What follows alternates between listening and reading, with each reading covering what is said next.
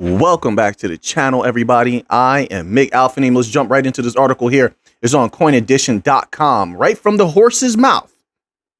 All right. It's titled XRP. They say will replace US dollar as world reserve currency. But really what David Schwartz, because we're going to hear from him, what David Schwartz was saying, it can, and he hopes it could do that. Not that it will, but hopes that it could do that. All right. I want to make that clear. But the fact that he's saying he hopes that it can do that, and we're going to get into the article, it tells me he knows a lot that he's not saying. Why would you even believe that that's a possibility or hope that is a possibility if you didn't know some major news that we don't know, we're not privy to? There must be systems in place. There must be a lot of big partnerships that we don't know about. And we've always speculated this, and we know there's non-disclosure agreements. But that's what's important here, in my humble opinion, not the actual statement, but the substance behind it. So he must know something. Now, that's not to say that any of those unspoken about partnerships are going to be actualized, but he understands there's the potentiality there, or else he could not ever in a million years make this type of statement. That's the way I'm looking at this. But let's scroll down here and find out what's going on. It says in a recent Twitter Spaces titled, quote, "What's happening with XRP?" unquote, David Joel Katz, quote unquote, Joel Katz Schwartz, the CTO of Ripple, hypothesized a scenario wherein XRP could emerge as the world's reserve currency. Now, wait a minute. There's something crucial in here that he's going to say that I've been saying for a long time. And I told you, watch out for. You're going to see him confirm it. I said, watch out for the small banks. Haven't I been saying that since way back when we first got here? I said, watch out for those small banks. Why did I say that? I've said it a million times.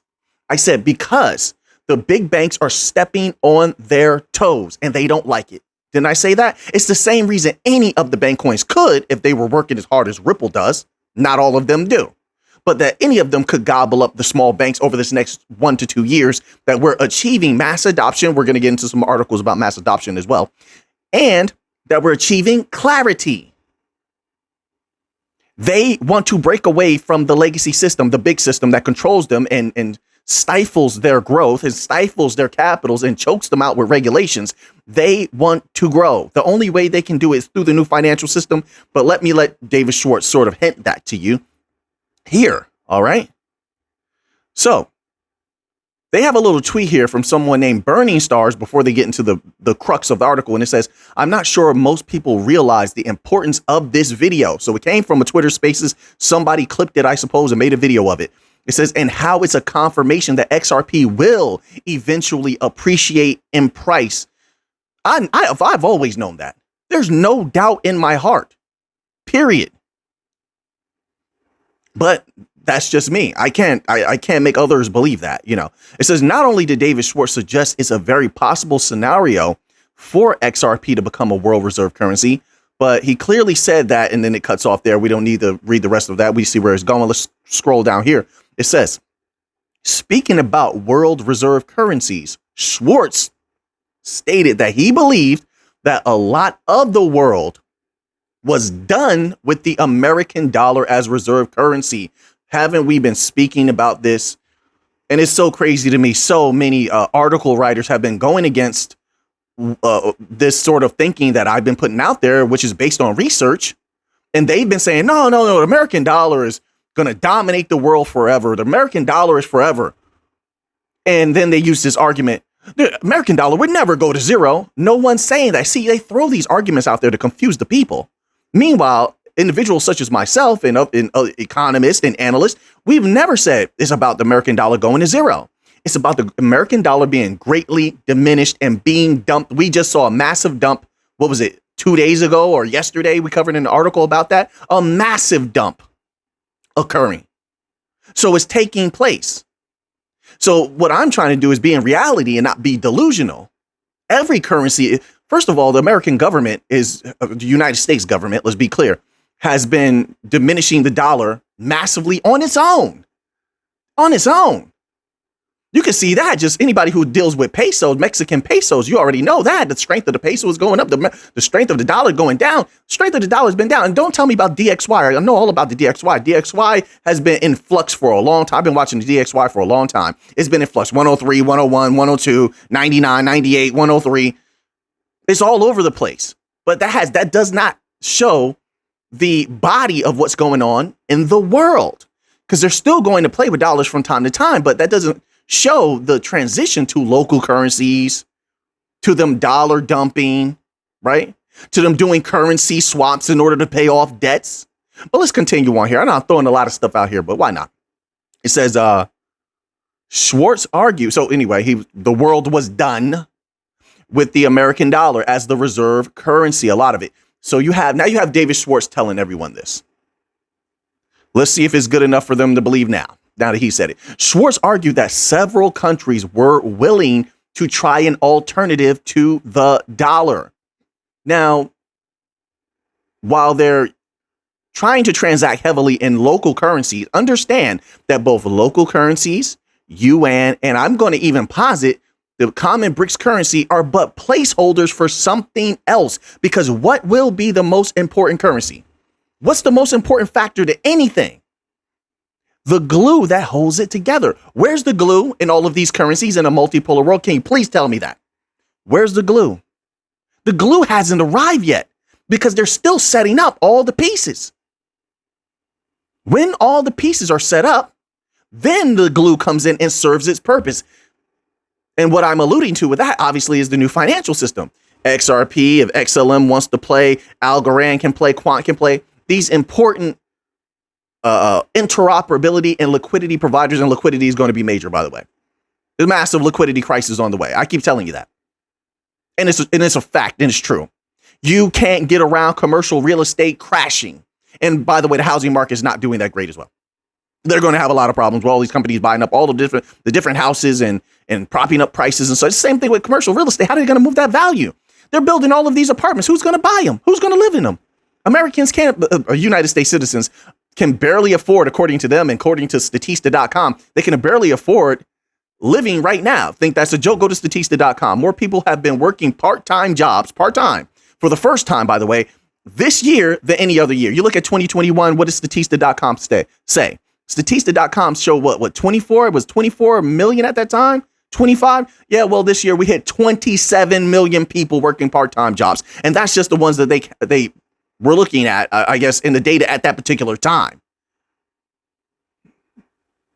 All right. So who's going to buy up these apartments that they're turning commercial real estate into? And that means that they cannot move that property, which means that then what? They have to refinance at a higher interest rate, correct?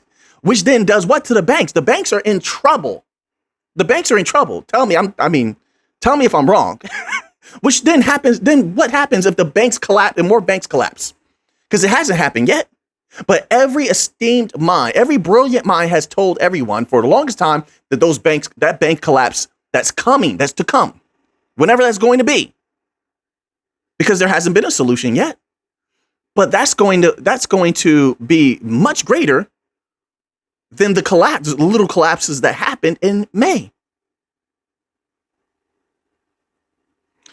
And they're having a massive problem, the banks, and we're going to get back to this article. Don't worry about that. We're going to get back to it. This all connects to the new financial system.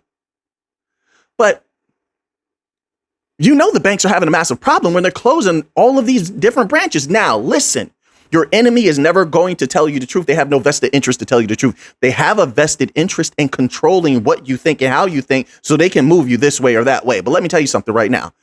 The banks are telling the people, you can look everything I say, you can look it up. I'm going by actual articles, actual research. You can find it as well. All right. Question everything I say and everything everyone says. But I'm trying to give you some potent stuff here. So what they're telling the people is, hey, we're closing the banks because, everything's going digital. So, we're going to go digital as well. Really? Are you sure about that? Because your customers, I've read articles, look this up, where your customers are begging for you to keep at least a few branches open. But you're not even accommodating your customers. Now, what we do know is that now you're going to be required to have more capital on hand, right? By new regulations. So by going fully digital, not only are you cutting out the cost of paying for that property, you're cutting out a lot of employees because now you just have a few employees, like in-person people. And then you can also do what a lot of these companies have been calling for, running AI, right? So anyway, yeah, U.S. dollars is in trouble. The U.S. economy is in trouble. The people don't want to face that. I mean, what do you want to do? But then it's so crazy to me because the people expect liquidity to come from nowhere, as though the millionaires and billionaires are just these morons or something like that, that they're just going to throw money into crypto or anything else. And, when everyone else is lacking in their cash on the side, like, no, they're not going to do that. So this is why you see a liquidity dry up. This is why you see them run to things like T-bills, right? Because they're trying to make some money. Everybody's trying to make money. We're from top to the bottom trying to make money. That never stops for most people. It never stops. But they're definitely not trying to lose money. Let's get back to the article here. It says here, so yeah, they're done with the dollar. A lot of the world. It says, quote, one of my wild case scenarios for digital assets is if countries realize the U.S. currency is not going to be the reserve currency forever. I think they already realize that. Let me tell you something else. Wait until you see what happens with prices going up in the future. I told people there was a possibility of hyperinflation, right? So you have OPEC plus countries cutting dramatically, by the way, cutting their oil supply. So then how does that affect everyone getting goods here? How does that affect the delivery of goods here? The processing of goods, all of that. How does that affect the prices of everything? If Saudi Arabia is saying, hey, we're going to cut gas and all that stuff, oil, whatever, oil production dramatically. How does that affect inflation? And Saudi Arabia being part of BRICS now. But let's a lot of them are done with the dollar. It says here, quote, one of my wild case scenarios for digital assets is if countries realize the U.S. currency is not going to be reserved forever, unquote, said the tech leader. Schwartz explained using an analogy of banks that most smaller banks, go ahead, Mr. Schwartz, talk like Alpha and let them know. Most smaller banks would want to change a system set by large banks so that the new system would work in their favor instead of being biased and merely catering to the needs of a very few successful and powerful entities. I've been saying this for 2 years. Mr. Schwartz, I appreciate you. I appreciate you confirming that. Boom. Boom, boom, boom. There you have it. It says, quote, I think the same thing could happen to nations. It is happening. It's happening with the banks and with the nations. That's why Ripple, see how all of this goes together? That's why so many Ripple representatives came out this summer saying, hey, we're going to go after commercial banks. Who do you think they were talking about? They're talking about the enemy of, I don't want to say enemy, but they sort of were, with all the different bickering back and forth between the smaller banks and the central banks and the larger banks that are waiting to gobble them up when the small banks get crushed because of commercial real estate. But they were talking about the small banks, small, medium-sized banks. And to the big banks, medium-sized banks are small banks, right? So it says here, quote, I think the same thing could happen to nations, unquote, says Schwartz. Quote, like every nation would like their currency to be the world reserve currency. That is how the U.S. economy has grown unfairly by leaps and bounds for decades, unquote. He's speaking nothing but truth. It says here, the tech entrepreneur further explained that smaller nations would know that if their currency could never occupy the position of the world reserve currency, but would want to see their competitor countries make unfair progress. This, according to Schwartz, might lead to these countries to choose a digital currency such as XRP as the world reserve currency, as it was controlled by no one, especially not their geopolitical rivals. Exactly. Now, he does clarify here. He says, choose a digital currency such as XRP. He does not say XRP, such as, but we keep out that possibility because XRP is at the top of the heap. Anything is possible. A lot of people want you to cut off those possibilities. They want you to look here, but not there. When you should look here, there, and everywhere, so you can make a fair decision for yourself. It's like going to a doctor. You don't go to one doctor. You get an opinion from this doctor. Yeah, okay, I like what you're saying here, or maybe I don't. I get an opinion from that doctor. You know what? And then I get an opinion from a third doctor. And I take the average and I say to myself, what do I believe out of all of this that I'm hearing? And then I can make a fair decision on my own, right? I mean, it's the same thing with a mechanic. You take it to this mechanic here. What do you think about this? So you take it to this mechanic here. What do you think about this? What price are you charging for this? What price are you charging for this? And then you can make a fair assessment and make a more reasonable decision. I think that's logical, right? All right. So it says here, in the Twitter Spaces hosted earlier this week, several prominent XRP analysts, traders, and enthusiasts took part. So some people bear witness to this statement. All right. So at least the possibility is there. It's not a guarantee, but it shows you that that is still on the table. If David Schwartz is still thinking like that, there is a reason that he's thinking in that way. I would think. You could disagree with that. Perfectly fine. Let's move on to the next article here. I like fun articles like that. It was a fun one. It says here, Bitcoinist.com. And the article is titled Ripple Clawback Amendment XRP Ledger Regulators. Let's find out what this is all about. It says, in a bid to bolster trust and safety, Ripple's developer arm, RippleX, has proposed a significant amendment to the XRP ledger. The feature, aptly named Clawback, quote unquote, is designed to provide issuers with enhanced control over their distributed assets, addressing both regulatory requirements and unforeseen challenges. Understanding the clawback feature by Ripple, it says, Sean Shi, it says, representing RippleX developers, unveiled the core essence of the clawback feature in a recent blog post. Quote, at its core, the clawback feature offers a solution for issuers seeking enhanced trust and safety while maintaining control over their issued assets, unquote, Xi elucidated. This feature, encapsulated in the amendment known as XLS 39, introduces the if allowed trust line clawback flag. It says when activated, this flag grants issuers the capability to modify a trust line object, thereby enabling them to claw back funds from an associated account. Also, this is pretty good. Remarkably, the digital asset landscape is not without its challenges. From lost accounts, access to malicious activities, issuers often find themselves in situations demanding swift corrective actions. All right, so now let's move on to this article here. So this article here is titled Analyst Projects XRP Surging 2,571% to $130 amid pending breakout from 6-year symmetrical triangle. All right, so let's scroll down here, see what they're talking about. And listen, I think that the amount of companies that are building on the XRPL is only going to increase. We read an article the other day that said that. I think that's going to increase dramatically over the next few years. Ripple can continue to do what it does. Volante can continue to do what it does. They have a lot of partners also that are not, like, articles are not written about them. Let them continue to do well. And this is just like Stellar and Algorand. And the entire ecosystem together are what's going to make XRP win.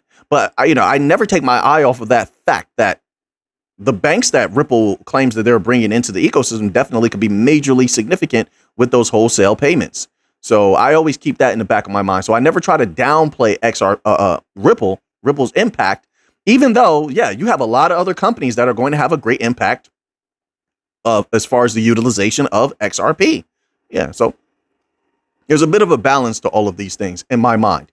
It says, in a recent tweet, chart analyst XRP Captain argued using the historical pattern XRP has exhibited over the past 9 years. It says XRP to $100 or $130. The expert believes XRP hitting a 3-digit figure in the upcoming bullish trend is feasible.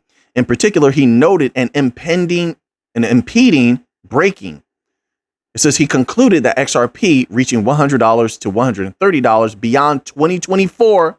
So he's making this clear. This is some time from now. Would not come as a surprise. So he's not saying it's a guarantee. He's just saying, hey, this might happen. If it did, I wouldn't be surprised. In his words, it says, quote, imagine the magnitude when this breakout happens. I won't be surprised if XRP hits $100 to $130 in the next bull run. We will see. I'll take it. If it does go there, I'll take it.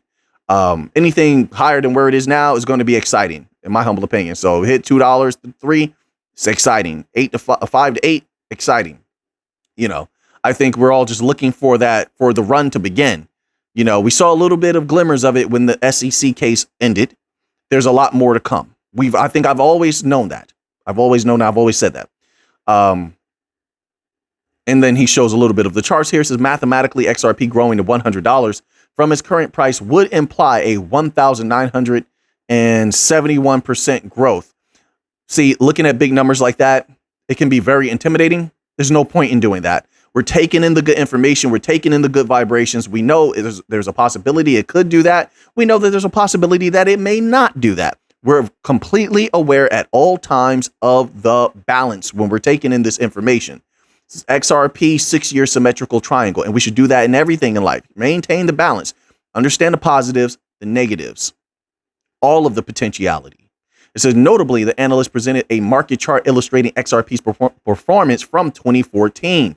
This is, however, the chart vividly depicted XRP's remarkable shift to a significant bullish rally in 2018. We've seen others do this before, like eGrag, and there's another individual who does this as well. It says, notably, XRP surged to an all-time high of $3.84 at that particular time. It says XRP may be seeing a similar upsurge like in 2018. So we have a lot of different people, is what I'm gathering here, saying the same thing. Now, it doesn't mean that they're right, but it's definitely something that I would take note of, just in case, right? It says the analyst is projecting that XRP could surge to $100 or $130 in the coming bull cycle. I'll tell you what, it's going to get fun if they ever unleash Bitcoin. I told people that they were going to be siphoning Bitcoin and, pumping it up and then with news and then selling on the people and taking their money, rinse and repeat. And that's what it's been for quite some time now. But if they ever let Bitcoin play, it will pull everything else up. If they ever get that Bitcoin ETF, it will pull everything else up. That's all I'll say on that. And so we will see. There's a lot of different catalysts for a next bull run to pop off. But I will say this, I still 100% believe we have a few lulls in activity to come. There's just too many economically, and I say globally, economic negative situations that we're going to have to walk through. And that's putting a lot of big money on edge. They have to play it safe. I mean, I could be wrong, but this is what I'm seeing. So this article is from bncrypto.com and it's titled Cardano ADA. It says how much Cardano ADA you should buy to become a millionaire in the next bull run. It says, assuming ADA reaches its record price of $3.09 during the next bull market, you can calculate how many ADA you need to buy using the formula ADA quantity equals target amount / expected price. The target amount would be $1 million, while the expected price would be $3.09. Using the formula, we find that to earn $1 million, you would need to purchase 323,625 ADA at the current price of 25 cents. The coins will be worth about $83,000.60. Scroll down here. It says, still it bears repeating that the crypto market can be very volatile and influenced by black swan events, like the collapses of major exchanges. There's a couple of black swans that may occur. A couple of them. We'll see if they occur or not. We will see. So let's move on to another article here. So this article here from dailyhodl.com is titled, Here's how Bitcoin can make a move to the upside. According to analyst Jason Pizzino, which anytime Bitcoin goes up is a good thing. Some people can make some money and it pulls the rest of crypto up with it. So altcoin, as they say, I hate that phrasing altcoin, but altcoin holders can also make some money and make some good plays. It is a little bit more fun in the market, right? So Bitcoin going up is always a good thing. So a widely followed crypto strategist believes that Bitcoin could witness a burst to the upside despite the choppy market conditions. In a new strategy, analyst Jason Pizzino tells his subscribers on YouTube that Bitcoin bears will likely come out in full force should Bitcoin retest support near $23,500. Makes sense in my opinion. It says here, quote, crypto Twitter will lose their absolute minds in this gap, so be ready for that. It's about a 9% gap to fill, $26,000 down to $23,500. And the reason for that is, well, the market hasn't been moving and we don't have much volatility. So as soon as there's a few percent more than what people are used to, that's when things go crazy. From that point, we will hear, he said, what we will hear is all sorts of nonsense, calls for $15,000, $14,000, $12,000, $10,000. You know, when we get those pricings, those calls, that we're getting close to the end and potentially a macro higher low forming. So my eyes are very firmly on $23,600. It says Pizzino sees a scenario where Bitcoin witnesses a steep liquidation. I agree with that 100%. I think that is definitely possible. Will it happen? It's not a guarantee, but looking at, like I said, there's a liquidity drain going on and it's felt slowly over time. That liquidity has to come from somewhere. It's going to come from what people consider risk assets. It says here, Pizzino sees a scenario where Bitcoin witnesses a steep liquidation event that pushes the price down just enough to trap bears before forming a bullish higher low setup. Quote, maybe we get a quick flush out to the 50% at $23,600 because we know the 50% level has been working very, very well for all sorts of time frames for Bitcoin across 2023. So we're going to leave off there. Let's move on here. This article is from fxstreet.com and is titled Silver Forecast. So silver price extends its correction to near the crucial support for $24, even though investors hope that the Federal Reserve is done with hiking interest rates. The white metal remained offered from Thursday, but broader trend is still positive as the tight United States labor market starts cooling down. S&P 500 futures remain lackluster as U.S. markets are closed on account of Labor Day. Due to the extended weekend, weak volume is expected in the FX domain too. The U.S. dollar index, DXY, looks to set to extend recovery above the immediate resistance of 104.20 as job growth remains solid in August. Cleveland Fed Bank President Loretta Mester said on Friday that demand and supply in the labor market is coming into a better balance, but the job market is still strong. She further added that while job growth has slowed and job openings are down, the unemployment rate is low. Also, U.S. manufacturing PMI for August increased to 47.6 from 46.4 in July, but remained below the 50 mark, which itself shows a contraction in activities. This is after following activities, investors shift focus to the services PMI for August, which will be published on Wednesday. Silver technical analysis.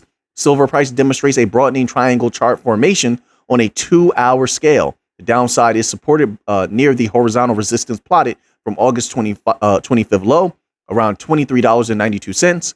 A declining 20-period exponential moving average indicates that the midterm trend is bearish. The relative strong index RSI 14 shifts into the bearish range of $20 to $40, my apologies, which indicates that a bearish impulse is already active. All right, let's move on to this gold news here. So this is also from fxstreet.com. It's titled Gold Price Consolidates Due to Extended Weekend. Higher Fed Pause Bets. Gold price traded back and forth from the past 4 trading sessions, even though cooling labor market conditions boosted the Federal Reserve's soft landing hopes. A softening job market could mean that Fed's interest rate hike in July was the last one in the current policy tightening spell. The precious metal remains calm, but a power back action is expected after the release of the services PMI data on Wednesday. U.S. markets will remain closed on Monday on account of a Labor Day holiday, so a lackluster performance is widely anticipated due to thin trading conditions. It says Daily Digest market movers. Gold price drops as U.S. dollar attempts recovery. First bullet point, gold price trades sideways below $1,950 resistance, even as cooling labor market conditions boost the Federal Reserve's soft landing hopes. Next bullet point, the precious metal delivered a volatile action after Friday's non-farm payrolls report for August, but remains above the crucial support of $1,940. Next bullet point, U.S. employers added 187,000 new payrolls in August, higher than expectations of 170,000 and July's reading of 157,000. The unemployment rate rose sharply to 3.8% against the consensus and prior release of 3.5%. Next bullet point, Cleveland Fed Bank President Loretta Mester. We just read about that with the silver news. Let's skip that. Next bullet point, wage growth slowed in August as employees appear to be shifting their focus towards staying at one job rather than switching frequently. That's very interesting, and I question that. Next bullet point, average hourly earnings expanded at 0.2% on a monthly basis, a slower pace than the expected 0.3%. In July, earnings grew by 0.4%.